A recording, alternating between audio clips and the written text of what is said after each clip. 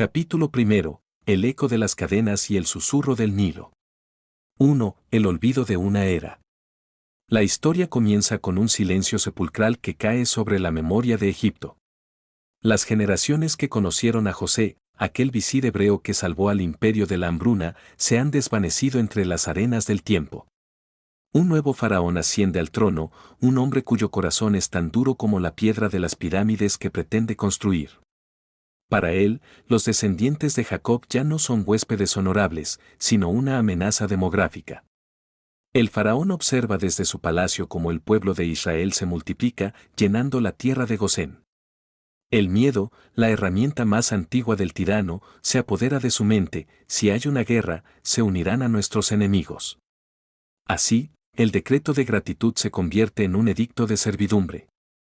Los israelitas son obligados a trabajar bajo el sol implacable, moldeando ladrillos de barro y paja para edificar las ciudades de almacenaje, Pitón y Ramsés.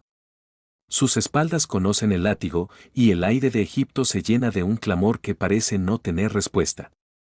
2. El genocidio silencioso. Al ver que la opresión física no detiene el crecimiento del pueblo, el faraón recurre a la crueldad absoluta. Convoca a las parteras de las hebreas, Sifra y Puá, ordenándoles una tarea atroz: asesinar a todo varón que nazca. Sin embargo, en un acto de valentía civil que desafía al imperio más grande de la tierra, estas mujeres temen a Dios más que al rey y preservan la vida de los niños. Frustrado, el faraón lanza su decreto final: echad al Nilo a todo niño que nazca. El río, que para los egipcios es fuente de vida y una deidad, se convierte en una tumba de aguas oscuras para los hebreos. 3. Una cesta entre los juncos. En este escenario de desesperación, nace un niño en la casa de Leví. Su madre, Jocabed, lo oculta durante 3 meses, pero el riesgo de ser descubierto se vuelve insoportable. Con manos temblorosas pero llenas de fe, teje una cesta de papiro, la calafatea con asfalto y resina, y coloca en ella su tesoro más preciado. La cesta no es solo un bote, es un arca minúscula navegando en un mar de muerte. Miriam, la hermana del niño, observa desde la distancia entre los juncos. El destino interviene cuando la hija del faraón baja a bañarse. Al encontrar al bebé llorando, su instinto de compasión vence a la política de su padre. Ella sabe que es un niño hebreo, pero decide rescatarlo. Miriam, con astucia celestial, se acerca y propone una nodriza, la propia madre del niño. Así, Moisés es amamantado por su propia sangre mientras crece bajo el techo del enemigo. 4. El príncipe con corazón de esclavo. Moisés crece en la corte, educado en toda la sabiduría de Egipto, rodeado de lujos, jeroglíficos y poder. Pero las paredes del palacio no pueden ocultar el sufrimiento de su gente. Un día, sale a ver los trabajos forzados y presencia una injusticia que enciende una chispa de fuego en su alma: un capataz egipcio golpea brutalmente a un hebreo. En un arrebato de justicia violenta, Moisés mata al egipcio y entierra su cuerpo en la arena. Al día siguiente, intenta mediar en una pelea entre 2 hebreos, pero se enfrenta a una realidad dolorosa: sus hermanos no lo aceptan como líder y su crimen ha sido descubierto. Ni de aquí ni de allá, Moisés se da cuenta de que el faraón lo busca para matarlo. 5. El destierro en Madián. El príncipe se convierte en fugitivo. Cruza el desierto abrasador hasta llegar a la tierra de Madián. Agotado, se sienta junto a un pozo, el lugar tradicional de los encuentros divinos. Allí, defiende a las hijas de Jetró, un sacerdote local, de unos pastores agresivos. Moisés, el hombre que una vez caminó por pasillos de oro, ahora vive como un humilde pastor de ovejas. Se casa con Séfora y tiene un hijo, Gersón, cuyo nombre significa forastero soy en tierra ajena. Pasan los años, el viejo faraón muere, pero el sufrimiento de Israel no termina. El capítulo cierra con un momento de tensión cósmica: el clamor de los esclavos sube hasta el cielo, y la Biblia nos dice que Dios escuchó su gemido, se acordó de su pacto y reconoció su condición. La liberación ha comenzado, no con un ejército, sino con un recuerdo divino. Capítulo 2. El dedo de Dios y el corazón de piedra. 1. El encuentro en el monte de Dios. Moisés, ahora un pastor de 80 años, pastoreaba sus ovejas cerca del monte Horeb cuando una visión rompió la monotonía del desierto, una zarza que ardía furiosamente pero no se consumía. Al acercarse, una voz le ordenó quitarse las sandalias, pues pisaba tierra santa. Dios se reveló no como una fuerza abstracta, sino como el Dios de sus padres. Moisés, lleno de dudas y tartamudeando excusas, preguntó, ¿qué diré cuando me pregunten quién me envió? La respuesta resonó con un poder eterno, yo soy el que soy. Armado con una vara de pastor que podía transformarse en serpiente y acompañado por su hermano Aarón como portavoz, Moisés abandonó la seguridad de Madián para regresar a la boca del león. 2. Deja ir a mi pueblo. La llegada a la corte de Egipto fue gélida. Moisés y Aarón no se presentaron como suplicantes, sino como embajadores de un rey superior. Ante la demanda de libertad, el faraón respondió con desprecio, ¿quién es el Señor para que yo obedezca su voz? No conozco al Señor, ni dejaré ir a Israel. Como castigo por la insolencia de Moisés, el faraón aumentó la carga de los esclavos, ahora debían fabricar la misma cantidad de ladrillos pero sin que se les entregara paja, debían recogerla ellos mismos. El pueblo, desesperado, maldijo a Moisés, y el libertador, en su momento más bajo, cuestionó a Dios. Pero la respuesta divina fue clara, Egipto conocería quién es el Señor mediante mano fuerte y brazo extendido.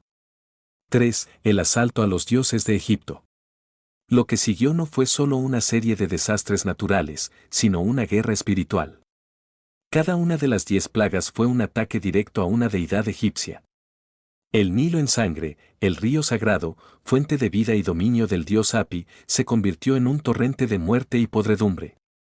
La invasión de ranas, los anfibios, símbolos de fertilidad asociados a la diosa Hejet, se convirtieron en una plaga asquerosa que cubrió camas y hornos. El polvo se hace piojos y moscas, la tierra misma se volvió hostil. Los magos de Egipto, que habían intentado imitar los milagros de Moisés, finalmente admitieron aterrorizados, este es el dedo de Dios. La peste y las úlceras, el ganado murió y la piel de los egipcios se llenó de llagas purulentas, dejando a sus sacerdotes impuros e incapaces de realizar sus ritos. 4. El cielo se desmorona. El faraón, atrapado en un ciclo de arrogancia, prometía libertad cuando el dolor era insoportable, solo para retractarse cuando la plaga cesaba. Entonces vinieron los juicios más severos. El gran granizo, una tormenta de fuego y hielo como nunca se había visto, destrozando las cosechas de lino y cebada. Las langostas, una nube oscura que devoró lo poco que quedaba verde en la tierra. Las tinieblas palpables, por 3 días, una oscuridad tan densa que podía tocarse envolvió a Egipto, anulando a Ra, el dios Sol. Mientras tanto, en las casas de los israelitas, había luz. 5. La noche de la Pascua. Dios anunció la última y más terrible plaga, la muerte de todo primogénito. Pero para Israel, esta fue la noche de la redención. Se les ordenó sacrificar un cordero perfecto y pintar los dinteles de sus puertas con su sangre. Esa noche, mientras Egipto se llenaba de gritos de luto, las familias hebreas comieron de pie, listas para la marcha, protegidas por la señal de la sangre. A medianoche, el mismo faraón, sosteniendo el cuerpo sin vida de su heredero, se rindió. Ya no les pidió que se fueran, les ordenó que huyeran. El capítulo cierra con una multitud de millones saliendo de Egipto, cargados con el oro y la plata que los egipcios les entregaron con tal de que se marcharan pronto. La esclavitud de 4 siglos había terminado en una sola noche. Capítulo 3. El sendero de cristal y el pan del cielo. 1. El callejón sin salida y el muro de agua. El pueblo de Israel salió de Egipto con el ánimo exultante, pero Dios no los llevó por la ruta corta de los filisteos para evitarles una guerra temprana. Los guió hacia el Mar Rojo, flanqueados por montañas y el desierto. Atrás, el arrepentimiento del faraón se transformó en furia. Con 600 carros de guerra escogidos y todo el poder de su caballería, el imperio decidió recuperar su propiedad. Al ver las nubes de polvo del ejército egipcio acercándose, el pánico se apoderó de Israel. No había sepulcros en Egipto, que nos ha sacado para morir en el desierto, gritaron a Moisés. Pero la respuesta del líder fue un trueno de fe, no temáis, estad firmes y ved la salvación que el Señor hará hoy por vosotros. Esa noche, una columna de nube y fuego se interpuso entre ambos bandos, sumiendo a los egipcios en tinieblas mientras daba luz a los hebreos. Entonces, Moisés extendió su vara sobre el mar. Un viento recio del oriente sopló toda la noche, dividiendo las aguas y formando dos murallas líquidas. Israel cruzó por el lecho marino seco, un corredor de libertad bajo la mirada de las profundidades. Al amanecer, cuando los egipcios intentaron la persecución, las ruedas de sus carros se trabaron y, ante una nueva señal de Moisés, el mar recuperó su fuerza, sepultando el poder de Egipto bajo el abismo. 2. El canto de María y la amargura de Mara. En la orilla opuesta, el miedo se transformó en adoración. Moisés y su hermana Miriam, María, lideraron un cántico de victoria que resonó por las dunas, celebrando al Señor como un guerrero que echó en el mar al caballo y al jinete. Fue el punto más alto de su alegría. Sin embargo, el desierto de Sur pronto marchitó los cánticos. 3 días de marcha sin agua llevaron al pueblo a Mara, donde las aguas eran amargas y no se podían beber. El pueblo, cuya fe era tan volátil como el viento, volvió a murmurar. Dios le mostró a Moisés un árbol que, al ser lanzado al agua, la endulzó. Fue la primera lección: Dios no solo libera, sino que sostiene, Él es el Señor tu sanador. 3. El maná, el laboratorio de la obediencia. A medida que se internaban en el desierto de Sin, el hambre comenzó a morder. La nostalgia por las ollas de carne de Egipto nubló su juicio. La respuesta divina fue un fenómeno diario y sobrenatural. Al desaparecer el rocío de la mañana, sobre la faz del desierto quedaba una cosa menuda, redonda y fina, como escarcha. Los israelitas preguntaron, ¿maná? ¿Qué es esto? Y así quedó nombrado el maná. Este alimento no era solo para el estómago, sino para el espíritu. Dios estableció reglas estrictas: recoger solo lo necesario para el día, y el sexto día recoger doble para honrar el Sabbat, día de reposo.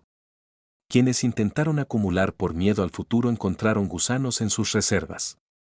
El desierto se convirtió en un aula donde Israel debía aprender que no solo de pan vive el hombre, sino de toda palabra que sale de la boca de Dios. Junto al maná, Dios envió codornices que cubrieron el campamento, asegurando proteína en medio del vacío. 4. Agua de la roca y la guerra de los brazos caídos. En Refidín, la crisis del agua volvió a estallar. La sed llevó al pueblo casi a apedrear a Moisés. Siguiendo las instrucciones divinas, Moisés golpeó la roca de Horeb ante los ancianos, y de la piedra inerte brotó un torrente de agua cristalina. El lugar fue llamado Masa, Prueba, y Meriba, Rencontilla. Pero el peligro no era solo interno. Los amalecitas, una tribu nómada guerrera, atacaron a Israel por la retaguardia, donde iban los más débiles. Aquí surgió la figura de Josué, quien lideró el ejército en el valle. Mientras tanto, en la cima de un collado, Moisés sostenía la vara de Dios en alto. Se descubrió una dinámica espiritual extraña: cuando Moisés alzaba las manos, Israel prevalecía; cuando las bajaba por el cansancio, Amalek ganaba. Aarón y Hur tuvieron que sostener los brazos del profeta hasta el atardecer, enseñando que la victoria no dependía solo de la espada de Josué, sino de la intercesión persistente de sus líderes. 5. El consejo de Jetro y la llegada al Sinaí. Antes de llegar a la montaña sagrada, Moisés recibió la visita de su suegro Jetro. Al observar a Moisés agotándose intentando juzgar cada pleito del pueblo desde la mañana hasta la noche, Jetro le dio un consejo administrativo vital: delegar. Se establecieron jueces sobre grupos de miles, cientos, 50 y 10. Este ordenamiento jurídico preparó al pueblo para lo que estaba por venir. Finalmente, al tercer mes de su salida, acamparon frente al monte Sinaí. El desierto quedó atrás para dar paso a la teofanía. El aire se volvió pesado con una presencia eléctrica. Dios llamó a Moisés a la cumbre para proponerle un pacto: si obedecían su voz, serían un reino de sacerdotes y gente santa. El pueblo respondió a una sola voz: todo lo que el Señor ha dicho, haremos. El escenario estaba listo para la entrega de la ley, el momento que cambiaría la historia de la humanidad para siempre. Capítulo 4. El trueno en la cumbre y el becerro de oro. 1. La teofanía, cuando la montaña tembló. Al amanecer del tercer día, el monte Sinaí se transformó en un espectáculo de terror y gloria. Una nube densa y oscura cubrió la cima, atravesada por relámpagos cegadores. El sonido de un shofar, trompeta de cuerno de carnero, comenzó a sonar, creciendo en volumen hasta que la tierra misma vibraba bajo los pies de los israelitas. Dios descendió en fuego sobre la montaña, y el humo subía como el de un horno. Moisés subió a la cumbre, desapareciendo en la espesura de la gloria divina. Allí, entre el estruendo y el silencio absoluto, la voz de Dios proclamó las 10 palabras, el Decálogo. No eran solo reglas, eran la constitución de una nación libre. Desde la prohibición de la idolatría hasta la protección de la familia y la propiedad, los mandamientos establecieron que la relación con Dios es inseparable de la ética con el prójimo. El pueblo, aterrorizado por la presencia majestuosa, rogó a Moisés, habla tú con nosotros, y escucharemos, pero no hable Dios con nosotros, para que no muramos. 40 días en la nube. Moisés regresó a la cumbre, permaneciendo allí 40 días y 40 noches, en un estado de ayuno y comunión total. Durante este tiempo, Dios no solo le entregó las tablas de piedra escritas por el dedo de Dios, sino que le reveló el diseño detallado del tabernáculo. Este diseño no era aleatorio, cada color de tela, púrpura, carmesí, azul, cada metal, oro, plata, bronce, y cada mueble, el arca del pacto, el candelabro, el altar, tenía un significado simbólico profundo. El tabernáculo sería un Edén móvil, un espacio sagrado donde la presencia de un Dios santo podría habitar en medio de un pueblo imperfecto sin destruirlo. Sin embargo, mientras el cielo hablaba de comunión, en el valle se gestaba la traición. 3. La apostasía, el becerro de oro. Abajo, en el campamento, el tiempo se detuvo. Al pasar las semanas sin noticias de Moisés, el pueblo cayó en la ansiedad y la duda. Este Moisés, el hombre que nos sacó de Egipto, no sabemos qué le haya acontecido, dijeron a Aarón. Presionado por la multitud, Aarón cedió en un acto de debilidad catastrófica. Pidió los arcillos de oro de las mujeres y, fundiéndolos, forjó la figura de un becerro. Lo más trágico no fue solo la imagen, sino la confusión espiritual. Proclamaron una fiesta al Señor ante una estatua de metal, mezclando los ritos sagrados con el desenfreno pagano que habían aprendido en Egipto. El pueblo se sentó a comer y beber, y se levantó a regocijarse en una danza frenética de idolatría, rompiendo el primer mandamiento antes de que las tablas siquiera bajaran de la montaña. 4. La ira y la intercesión. Dios, que lo ve todo, anunció a Moisés la corrupción del pueblo y amenazó con destruirlos para comenzar una nueva nación a partir del propio Moisés.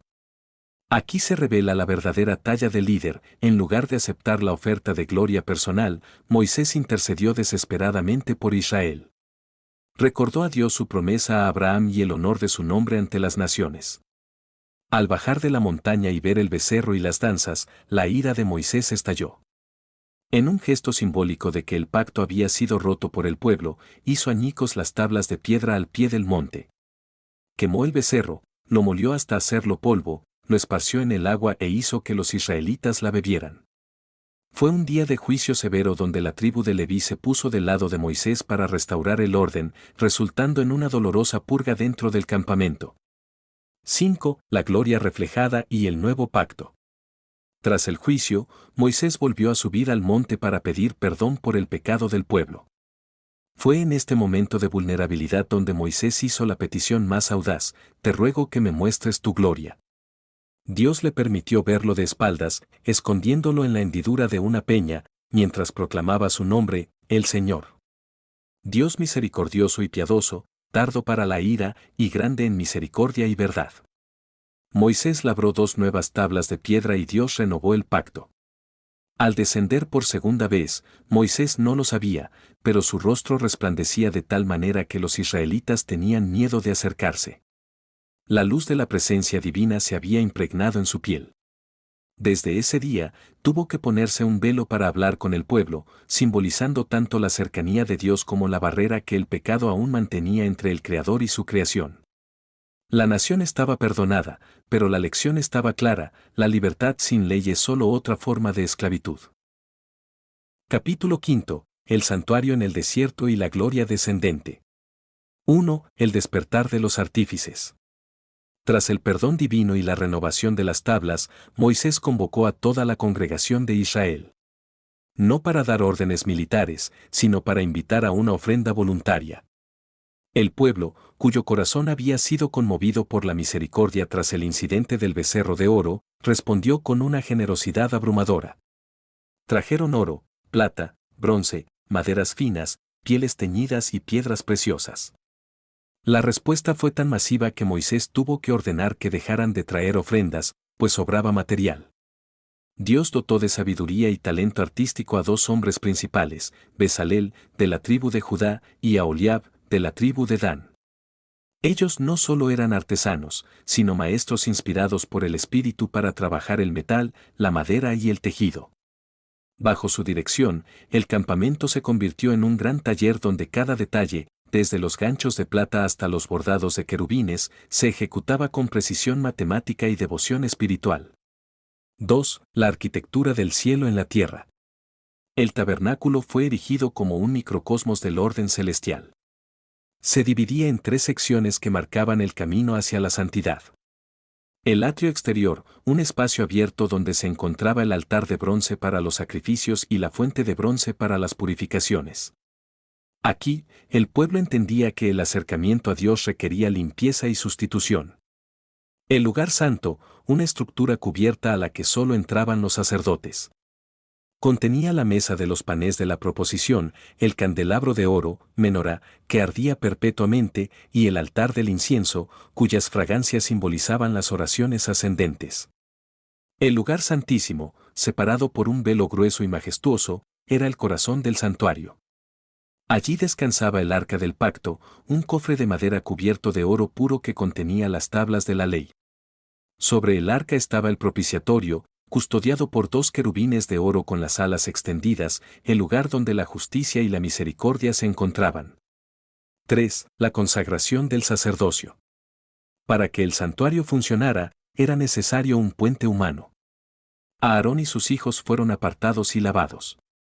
Se confeccionaron sus vestiduras sagradas, el efod con piedras preciosas que llevaban grabados los nombres de las 12 tribus de Israel sobre el pecho del sumo sacerdote, para que, al entrar ante Dios, llevara siempre a su pueblo sobre el corazón. En la frente de Aarón se colocó una lámina de oro puro con la inscripción, Santidad al Señor. La unción con aceite santo consagró cada rincón del tabernáculo y a cada hombre que serviría en él. Israel dejaba de ser una turba de esclavos para convertirse en una nación organizada bajo un orden litúrgico y legal. 4. La inspección final. Una vez terminadas todas las piezas, Moisés realizó una inspección minuciosa de la obra. El texto bíblico enfatiza repetidamente una frase clave: Moisés vio toda la obra, y vio que la habían hecho como el Señor había mandado. No hubo espacio para la improvisación o el capricho humano. El santuario era un reflejo fiel del modelo celestial. El primer día del primer mes, del segundo año tras la salida de Egipto, el tabernáculo fue finalmente levantado. Se colocaron las cortinas, se encendieron las lámparas y se ofreció el primer sacrificio. El desierto, antes un lugar de vacío y muerte, ahora tenía un centro, un eje en torno al cual giraría toda la vida de la nación. 5. La nube y el destino. El libro del Éxodo cierra con un evento sobrenatural que eclipsó toda la ingeniería humana: la gloria del Señor, la Sejiná, llenó el tabernáculo. Una nube densa cubrió la tienda de reunión, y la gloria era tan intensa que ni siquiera Moisés podía entrar en ella. Desde ese momento, la vida de Israel fue guiada visualmente por Dios. Cuando la nube se levantaba del tabernáculo, el pueblo partía; cuando la nube se detenía, el pueblo acampaba. De día era una columna de nube que les daba sombra en el calor abrasador, y de noche se convertía en una columna de fuego que iluminaba su oscuridad. El éxodo termina no con la llegada a la tierra física, sino con la llegada a la presencia divina. Los esclavos que habían salido de Egipto bajo el látigo ahora marchaban bajo la mirada de su Creador, transformados en un pueblo que llevaba el santuario de Dios en el corazón de su campamento.